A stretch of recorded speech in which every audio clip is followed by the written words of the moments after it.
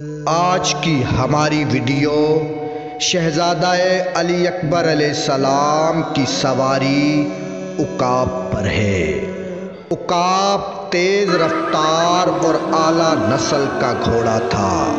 عقاب نامی گھوڑا یہ رسول خدا صلی اللہ علیہ وآلہ وسلم کی سواری کا گھوڑا تھا، اور بعد رحلت رسول خدا صلی اللہ علیہ وآلہ وسلم کے یہ گھوڑا کسی کو اپنے اوپر سوار ہونے نہیں دیتا تھا۔ جب یہ گھوڑا وراثتاً امام حسین علیہ السلام کو ملا تو امام حسین علیہ السلام نے ایک باغ کی سیر کا ارادہ کیا اور اپنے احباب کو ساتھ لیا، اور تمام گھوڑے جو استبل میں موجود تھے انہیں بھی تیار کیا، اور سب گھوڑوں پر زین رکھی۔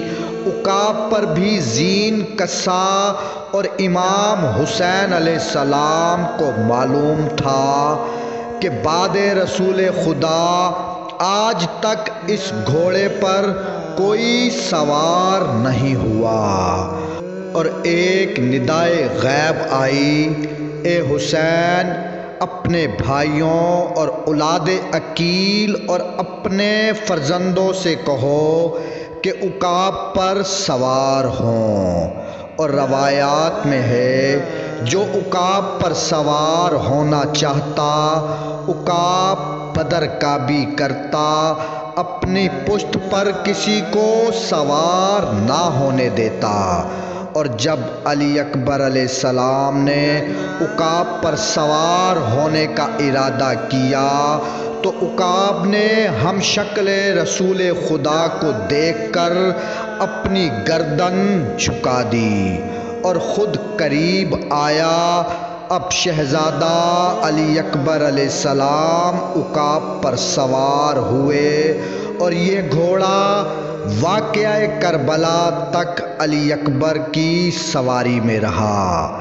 عقاب کا شجرہ نسب کچھ یوں ہے: عقاب بن نذوب بن قابل بن بطال بن زاد الرکاب بن الکفا بن الجنا بن موج بن میمون بن ری۔